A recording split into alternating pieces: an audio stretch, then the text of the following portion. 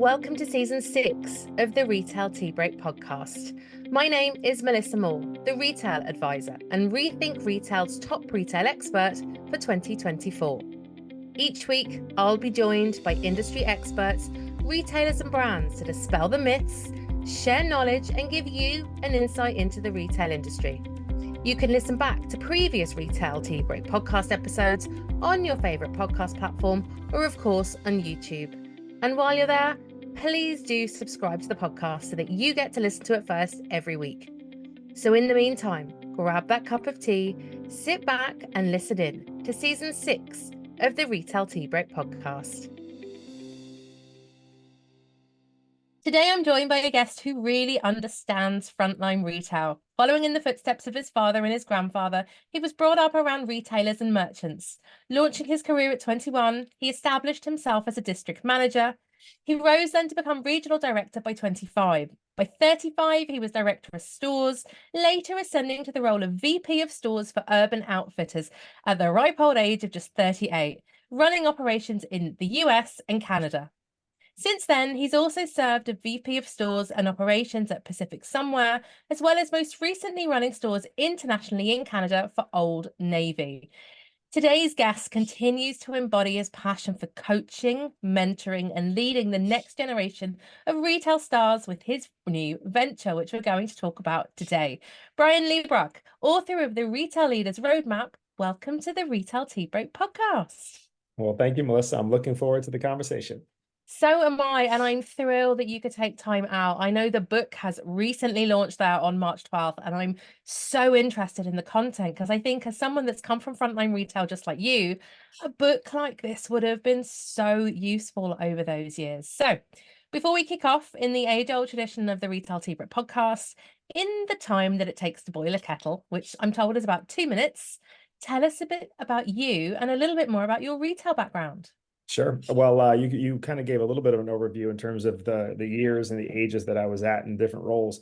I like to say that as early as I was able to sit at the dining room table, I was listening to conversations about retail. You know, my father was a VP of planning and allocation, corner office, 80th floor of the Empire State Building. So that the inspiration for me was there from an early age. And, you know, I started out working at age 13, Sabaro's Pizzeria, paying taxes when I wasn't supposed to, working 25 hours a week in middle school because my father wouldn't pay for my Nike Air Jordans. So, you know, you have to figure out a way to do it. So that's what I did.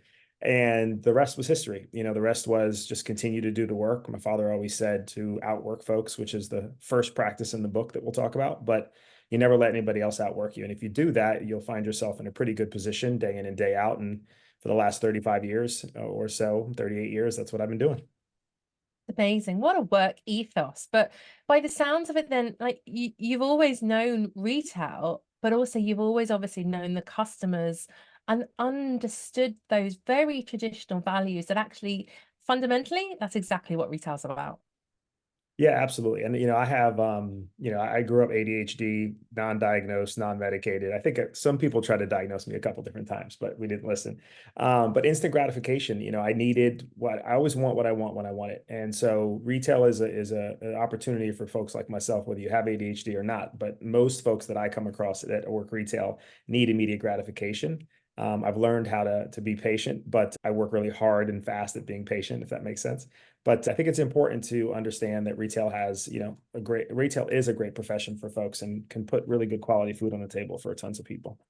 Oh, I echo that. It's, you know, you've had an amazing career out of it. I've had an amazing career out of it. Not that either of us are going anywhere anytime soon, but it is. And it's really good that people are starting to talk about it as a career, not just a little stopgap, you know, when you're at college or university, that it can really kind of nurture you and help you and the people around you grow, you know, as you develop on. So you've obviously taken all this knowledge and all this kind of time and your experience within the retail setting, and you've put it in this brand new book, The Retail Leaders Roadmap. So why take everything, I suppose, in your head, Brian, and pop it into this book? It can't have been an easy journey. Why do it? Well, I like to say, you know, it's 11 months of pen to paper and 35 years of blood, sweat, and tears, right? So I was lucky enough to know the path. My father was a VP. I was on the train Metro North into New York City with other retailers that worked with my father, and I knew the path. I knew what I had to do. Not everybody does, and I would say the majority of people don't. So I wanted to be able to speak to the masses. I've worked for really three major organizations in my career, and I've been able to help folks within those organizations. But I want to be able to help the millions of people across the world, regardless of what country they live in, whether they work retail or not. But retail is definitely my niche. But anybody who wants to have a path, figure out what the path is to success, how to get unstuck. I talk about how to write or rewrite. I think it's more about rewriting your career outcomes. So for me, it was about how do I offer that? And this was the broadest way that I could find to do that. Start with a book, eventually grow it into a podcast, and create content to support. Fantastic. And it was so good of you then again to use your knowledge, this incredible expertise to help others. Because I love the way when we chatted before that you were saying that, look, obviously in your day-to-day role, you help the people immediately around you. You could help those within the company. But now you've kind of broken down those boundaries, those commercial barriers, and you get to talk to the masses. Yeah, and it's interesting because if you talk to people that I've worked for in the past, I'm a people person. I think anybody that's worked for me will tell you that I put people first. A lot of my supervisors always thought I was an operator. And the reason is because I can operationalize things and I can make it to where it's translatable for people. And I learned that early in my career where initially I was setting examples of what to do, but I didn't know how to articulate it. And so if people followed me, as long as they were with me, they were successful.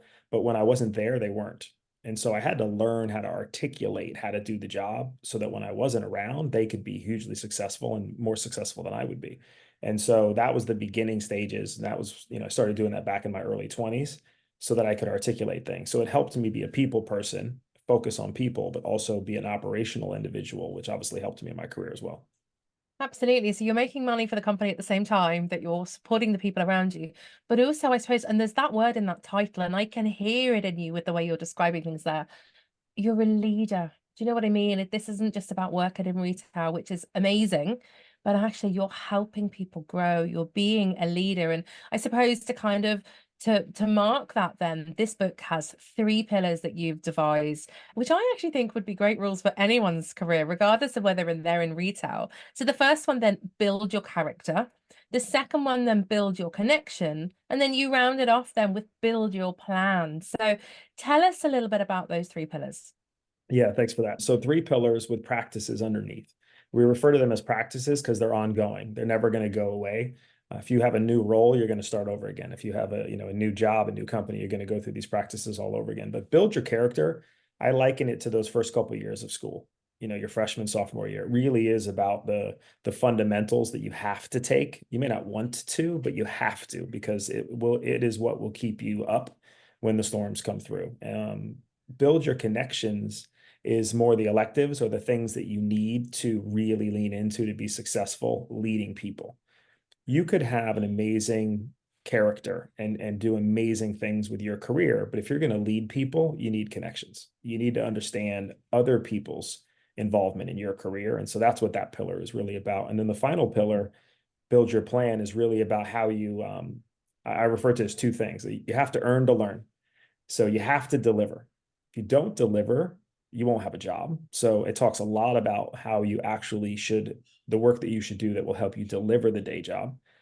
And when you deliver the day job, you have time to learn because you can make mistakes.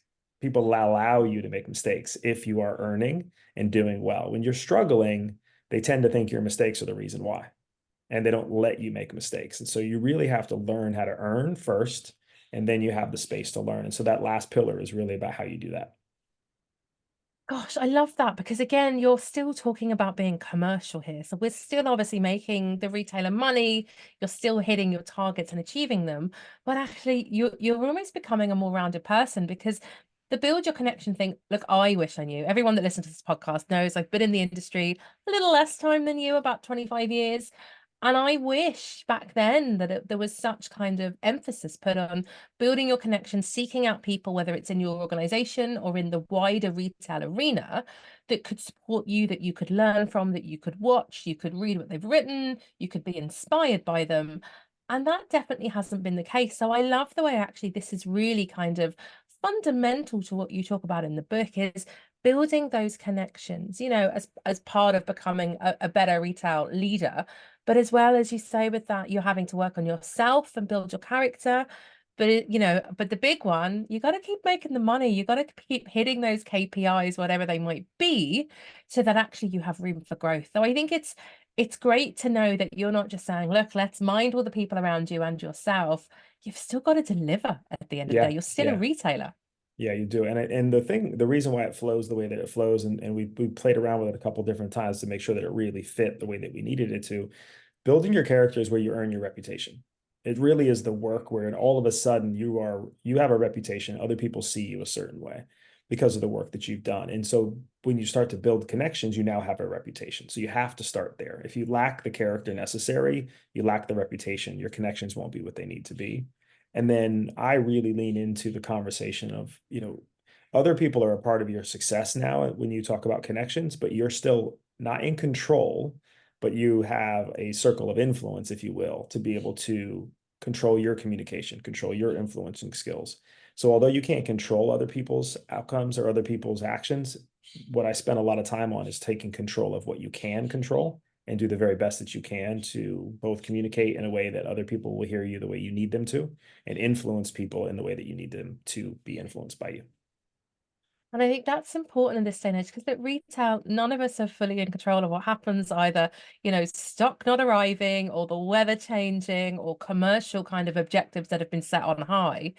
But if you can, as you say, if you can mind things you are in control of and better yourself and therefore better the people around you, sure, it has to be win-win for everyone. So I love that idea that you're on a journey there as well. That you don't just come to the end of this and get 10 out of 10, that it's constant evolving. And I suppose, as you said as well, as you go up that ladder in retail or in your career, you're almost starting again. And then Mhm. you go again and again. It's really evolving and making you that better person that you can be, and enabling you to succeed. But with that, and I hate to always kind of push the negative, but over the years, are there any mistakes then that you've made that maybe have made it into the book that maybe you want to share with us today? How have you Yeah, learned from those mistakes over the years? yeah. I mean, I've made every mistake known to man, and I would say early in my career is when I made the majority of them. But I'm sure I'm still making them today. I mean, I talk in the book about, I made long distance phone calls on the company dialer when I was like 18 years old and got written up for that. God forbid I worked weekends when I first became a store manager at age 18. I had an ID and I was living in Newport Beach, California. So the last thing I wanted to do was work a Friday night. So I learned through making silly mistakes. I forwarded messages that, or replied all to messages that I shouldn't have, that, content went out that we had to pull back. So one of the reasons why I wanted to write the book is because I also, I want to make sure folks know, like, it's okay. Mm. Like, it's okay. And so I talk a lot about my failures and my mistakes. I was not demoted, I was let go for performance at age 30. And although whether I agreed that I should have been let go or not, it's neither here nor there. I had to accept that reality, embrace it, and had to do good work after that. And it wasn't for anything other than the fact that I just kind of stopped learning and I took myself too seriously and my ego got in the way. And there were things that I could have done better, and in hindsight should have done better, specifically around merchandising, fast fashion, which was not an area of love for me. But yeah, I mean, I've made, hundreds of mistakes. I've touched the hot stove over and over and over again because it's, I'm a glutton for punishment. But now I want to offer as much of that to others and share that with others so that others can maybe choose to touch, one or two less hot stoves themselves. But also, I think there's a really good learning there that you've made the mistakes, but you still look how incredibly successful you've been. But also, you've made the mistakes, and more importantly, you've learned from them. Because again, God, I probably could sit here all day and tell you about the ones I've made over the years. But it's when you stop and are humble, and the ego has to disappear, that you realize there are huge learnings in it that actually make you a better retailer, long term. Well, and I think, Melissa, what I've noticed too, and I talk about, I just use the math to kind of help articulate it, but what I've observed over the years is 8 out of 10 leaders just don't have the bandwidth for you. Whether it be they don't have the bandwidth, their scope is too big, they don't have the skill set, and in some cases, they don't care because they take themselves too seriously. That means two people that you work for out of the 10 that you work for actually care about you first. And I was lucky enough to work for a few of those people, and they helped me tremendously. I refer to one of them, his name was Dave Temple, and I refer to him, I joke and say he smacked me in the back of the head and got me on the straight and narrow. And he did. Like, I didn't work weekends. And then all of a sudden, when he realized it, he made sure I started to work weekends and made me work pretty much every weekend until I understood what I needed to do. But he was a leader that took the effort and made the effort to be direct with me, give me the feedback that I needed in the way that I needed to hear it. And I course corrected. So I want to be able to do that for as many people as I can as well. Get whether it's me actually giving them the feedback or this book gives them the feedback, because the book is very direct in what it is that's necessary to be successful, because there's just too many leaders out there today that either don't put forth the effort or just don't know how to. But then do you think that's almost damaging the industry? Because at the end of the day, we are still shopping in person more than we are online. That's a given. There's plenty of research out there to back that up, especially in these latter COVID years. The more we get away from March 2020. So, we're a people industry. You talked about it there at the beginning. You could see people around you, and your father's company even, that, were like that. You watch them and how they worked. But if we're a people company and yet 8 out of 10 of our leaders, the people above us, aren't people because their head's in a book or a spreadsheet, or they're more worried about the logistics of something coming in, what does that say about our industry? And do you think Yeah. maybe that's part of the issue? Is that, yes, we all have very busy day lives, and we have KPIs that we have to meet, and there are all sorts of stuff that we need to be getting on with. But if we can't communicate properly with the people around us, our teams, if we can't help them Mhm. grow, yeah, no wonder the industry is going through this turbulent time with recruitment and retention at the moment. Yeah, I completely agree. And I think it's because, we're getting 70% of what people have to offer. When people are Mm. engaged emotionally, like committed emotionally, they love their boss, they love their company. It's usually they love the people that they work with. You're getting 100% of what they have to offer. And when you don't, they may still break a sweat and work really hard, but you're not getting 100%. You're getting 70% at best. And so when we have companies that are going under, going bankrupt, or every single January announcing another cut, it's because they don't have best in class people, or they have best in class people that aren't delivering 100%. And so we need to engage folks in a way to get them back to delivering at that rate. And I talk about, like, I was lucky enough to come up in retail when human resources was about people and not about risk management and compensation. When we had, and some still are, by the way, don't quote that in me saying that all HR representatives are, but human resources for most companies today focus more on risk, protecting the company, than they do just people development. And then leadership and development. When I came up, we had a huge leadership and development team at PacSun, and I learned a ton from that group, and they supported the field. It doesn't exist. You can count however many L&D folks on one hand in an organization, and whether the organization is 1,000 stores. So the generalists, or the leaders, are really left to do a lot, and they don't have the support maybe, or the skill sets, like I said, to be able to keep up the way that they used to. So if we could lean in there and engage people that way, I think companies would be a lot more successful today. I completely agree. And certainly with the work I do, whether it's, training or having them on educational programs as they do, you can see the good retailers, and I suppose I say that in air quotes, you can see the retailers that really believe and will really invest in their people, are the ones that want them to progress, they want them to learn, as opposed to the retailers that just think, what I do is fine, we don't need any future proofing or any further education or training, which is really damaging, because at the end of the day, as I say, your people are your customers. You have to keep your people happy. You keep them happy, you're very happy customers, because our customers can see through it. They can see when people have been landed on the shop floor in day one without an induction, when they haven't a clue what's going on, when they're not supported by their management team.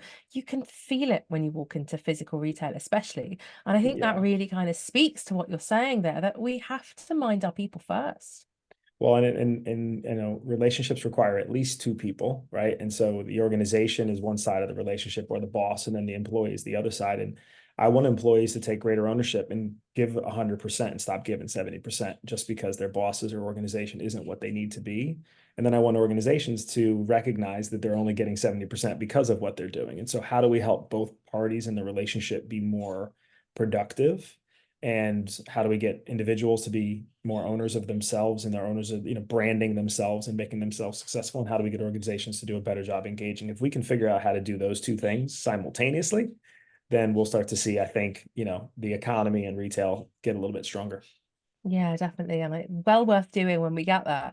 But I suppose the one thing I have to ask, because I know there will be people listening thinking, Melissa, it's all well and good minding our people, but when we're stretched because recruitment is tight or there aren't enough people around, there's still plenty of jobs to be done. There's loads of tasking to be done. How do we, how do we put the people first if actually we've just got to get our heads down and the task has to come first? Yeah, well, it all comes down to prioritization. And Mm. I was having a conversation, a coaching session with somebody not that long ago, and they were struggling. And there's a DM at 10 or 11, actually 12 stores. I'm walking to every store and I'm not seeing what I want to see, and no stores to getting it's during holiday. No store looks good. And I said, okay, so what are you prioritizing? I said, well, what do you mean? I said, are you just trying to get everything done the company's asking you to do? And he said, yes. And I said, well, that's why you're struggling. So what do you mean? I said, they're asking you to do too much. What they're asking you to do is unachievable with the team that you have. But if you prioritize, whether it be front of store or denim or whatever you want to make important, you can probably get that done at an A level. And so I think because there's so much on everybody's plates today, regardless of the field or if you're leading buying or allocation, whatever, you have to prioritize. If you can't get to everything, what's the most important thing to get to? And if you do that, you're likely going to deliver pretty darn good performances and eventually earn the payroll or earn the resources, the headcount to be able to get to everything. But I do believe, one, companies aren't going to tell you to prioritize because they want you to get to everything. But as a leader, you have to help people prioritize what's most important and teach them how you're doing it so that when you're not there, they know how to. And people need to be prioritized first above product. Product is a close second because people are the engine that's going to put the product in the consumer's hand, whether it's somebody managing a website or somebody, ringing you up. The individual has to come before the product because the product's already been created at the time that the people are getting involved. That makes real common sense as well. And especially and you know what it's like when it is so busy, when it's peak season, when it's holiday season, where you can't see the wood for the trees because everything needs to happen right now, that actually you do just, stay focused and stay prioritize. And of course, then the people around you start to, you have real clarity of the people on the shop floor then as well, because they believe that you have a plan and they will follow you into it. So Mm-hmm. no, I completely agree.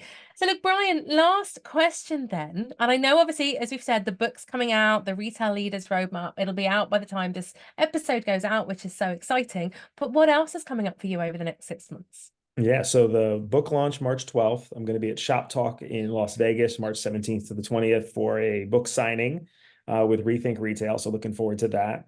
I'm in the process of putting together my own podcast that I will host called The Retail Well Wisher Growth Unleashed. And my goal there is to interact with folks that lead those frontline folks that are responsible, whether it be district managers, regional directors, VPs, CEOs, COOs, folks that have a role in how the frontline shows up and what they do day in and day out and what they look for to help folks that are in frontline positions know what to do. Again, this idea of this roadmap. Continue to add content to the website, the retailleadersroadmap.com, so that we can actually give content. I like to talk about, it's one thing to light the fire for folks. It's another thing to sustain the fire. And you have to deliver content, things that people can use so that they can get the work done. So I'll continue to be working on that. And then my wife, she's launching her book in a couple of months. So I'll be supporting her, Melissa LeBrock. And we also own a company called the Well Wisher Company. And she supports the Her Well Wisher side of that business, which is all things related to her mental and physical fitness, for example. She's going to support trauma. She's a breast cancer survivor. So she's going to be leaning into that. So there's a lot of fire going on right now that we're gonna keep lit. It's going to be a really busy year, Ryan. I'm so excited for you, for the book, for your wife's book. A lot of good stuff. And, and we've spoken a few times now, a lot of good energy coming. So I've no doubt you're going to reach an awful lot of people and help them as well. So well done, you. But look, Thank if you. you've enjoyed today's podcast episode, please do like and share it. Remember, you can also listen back to past Retail Tea Break episodes on your favorite podcast platform, or of course on YouTube. Connect with myself and Brian over on LinkedIn. Obviously, check out the book. I'm going to pop the link to be able to buy the book, the link to his website, all of those things in the show notes. And remember, you'll be able to find the show notes and the transcript for today's episode on the retailadvisor.ie. Brian, thank you so much for your time today. Really loved this chat. Thank you, Melissa. Look forward to more of them.